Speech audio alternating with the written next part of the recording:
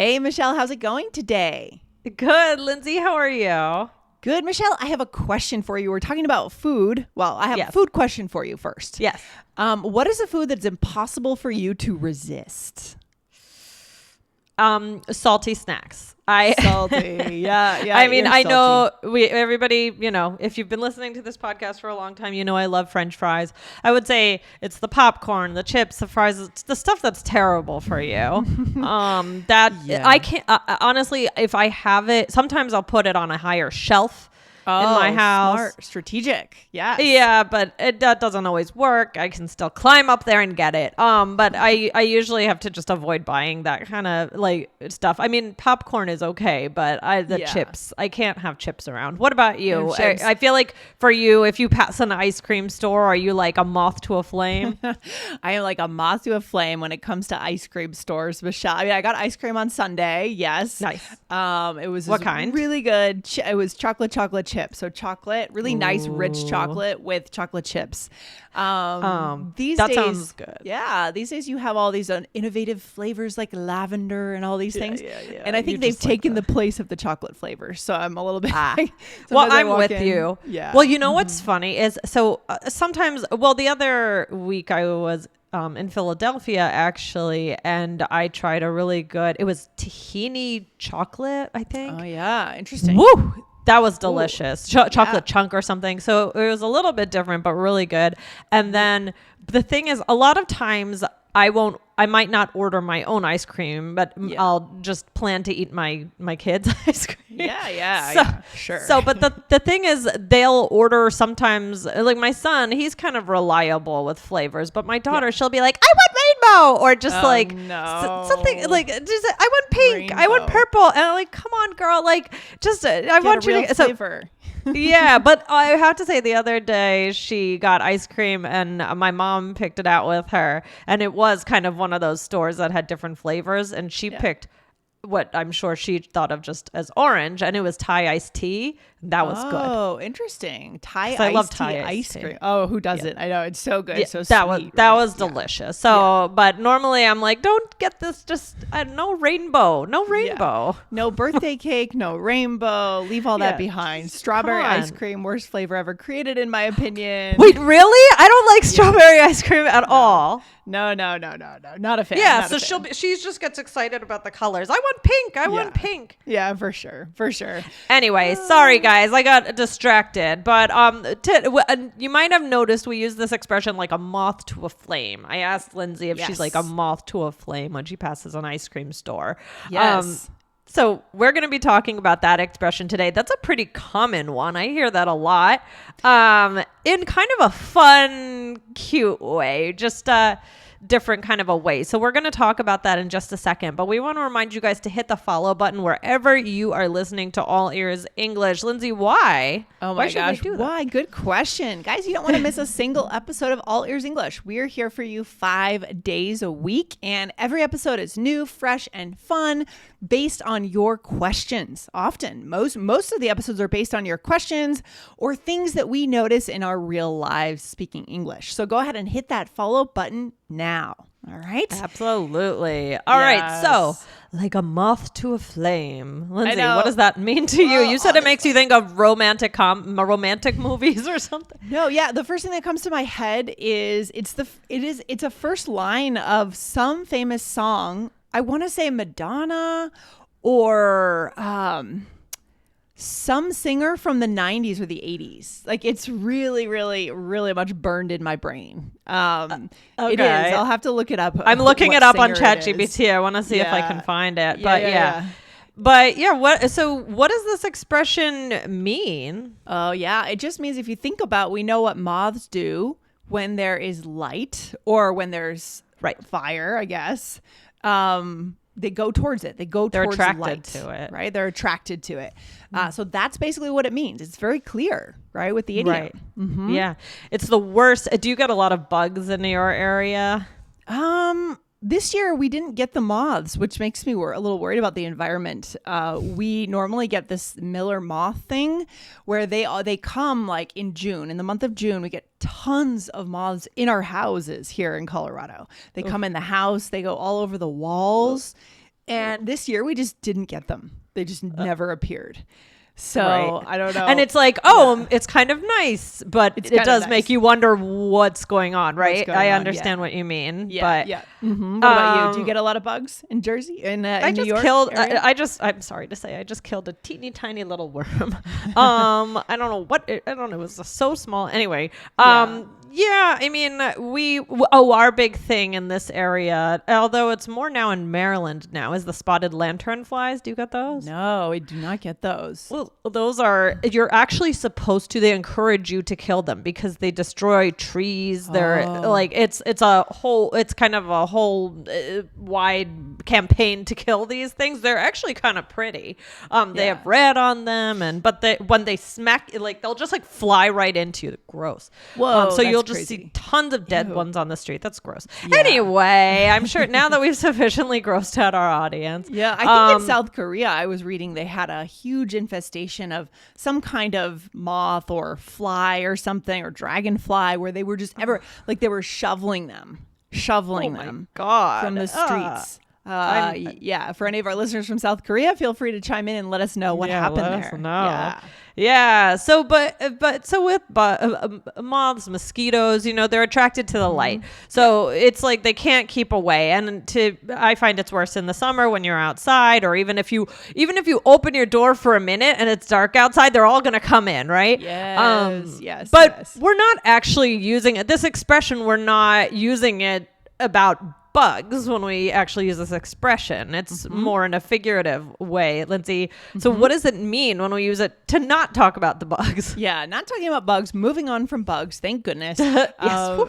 Yeah, I mean, we use it when we want to say that someone can't stay away from someone or from something. So, for example, with ice cream, I could say, I can't stay away from ice cream shops when I walk past them. Seriously, it's like a moth to a flame. Or I'm like a moth to a flame. Or you could say I'm like a moth to a flame. Right. Yes. You could say that as well. Yes. So exactly. You can't stay away. I'm just imagining Lindsay passing an ice cream shop and bzzz, like just coming back and turn the car around. Yeah. You're like, definitely when I go on rural road trips and I pass an ice cream stand in the countryside, I'm like, oh, I need to go there.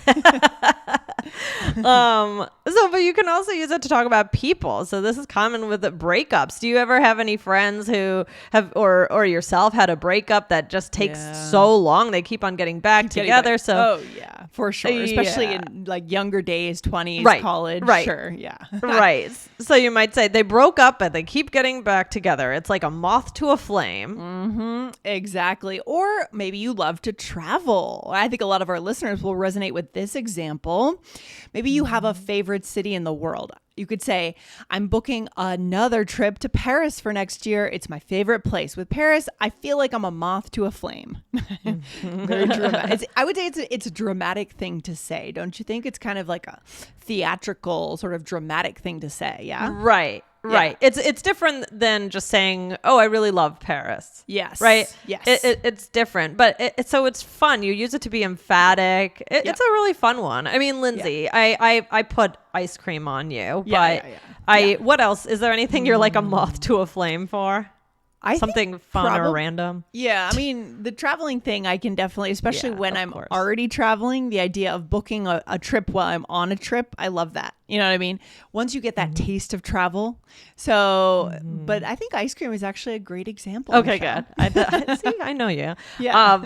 For me, I was trying to think of some random things like grocery stores. I have a hard time if I see a grocery store or a clothing store for my kids. Oh, if I kind of like even like a big box store, right? Yes. Like a Marshalls or a TJ Maxx, and I just like, love what those. can I find in there? Yeah, people love the hunt, right? At those stores, the big box stores, the TJ Maxx, they love the hunt to see. You don't know if you're going to leave with something good, but you might. Right? Yeah. So it's funny because sometimes, I'll be the one to say, oh, I want to go to the grocery store. Okay.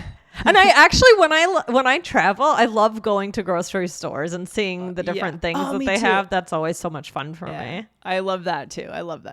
Yes.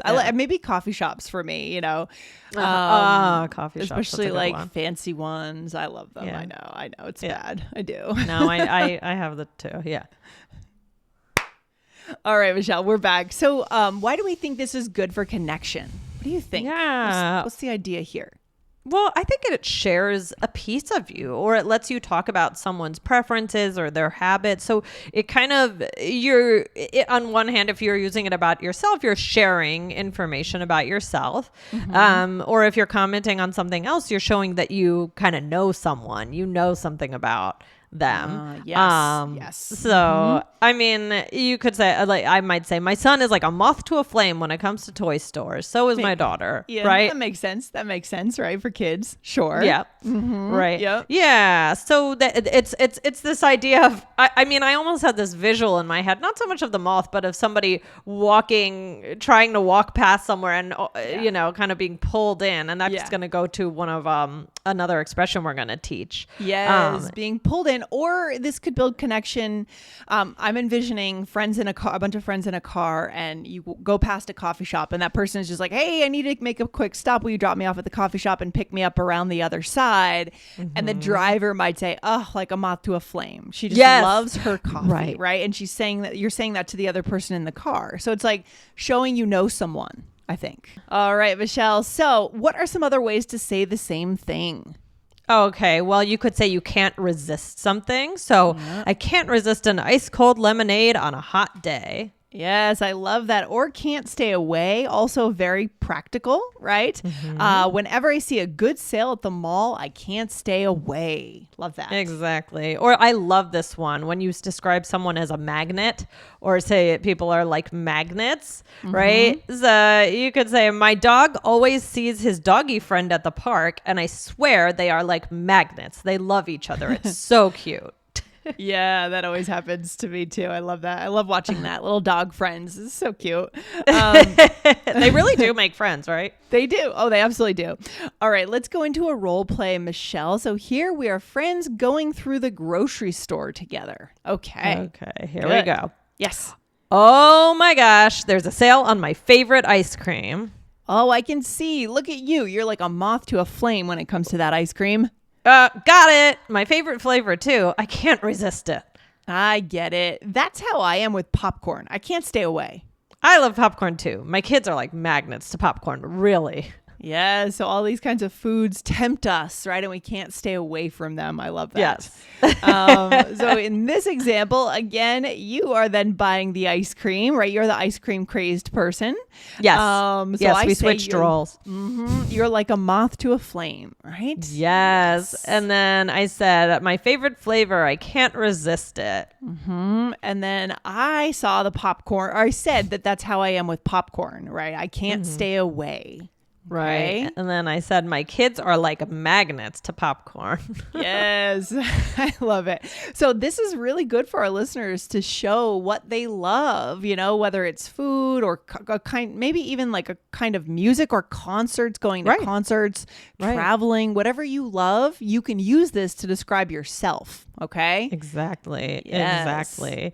So guys, we also recommend that you listen to episode 2455. That was, should you poke fun at someone's niche interests, right? So talking about interests or maybe things that they can't stay away from, whatever it may be. Yes. Check out that episode. Lindsay, what's our takeaway for today? Yeah. I mean, we love episodes where you can say so much about something or someone or yourself by just saying one thing. And this is one of them, Michelle, right? Where we can really, in a more dramatic way, this is kind of a theatrical, dramatic expression, but depending on your personality, if it matches, go ahead and use it to say what you love in life. Life is about indulgences sometimes, right? Yes, exactly. And we all have our indulgences, our things that we can't resist. It's definitely a good thing to share and a good way to connect with people over these things, because probably most people like ice cream. And so they'll talk about, you can get in a whole conversation with them. It kind of brings down the barriers, and it, you know, no one's perfect. No one can resist all their temptations. And so if you can admit that, then it breaks down those walls. Okay. Exactly. Love it. All right, Lindsay, thanks for chatting about this with me today. And I'm going to go get some ice cream. Oh my gosh, me too. I know it's early for me for ice cream, but I'll do it anyways. All right, Michelle, you have a good day. Take care. All right. Bye. You too.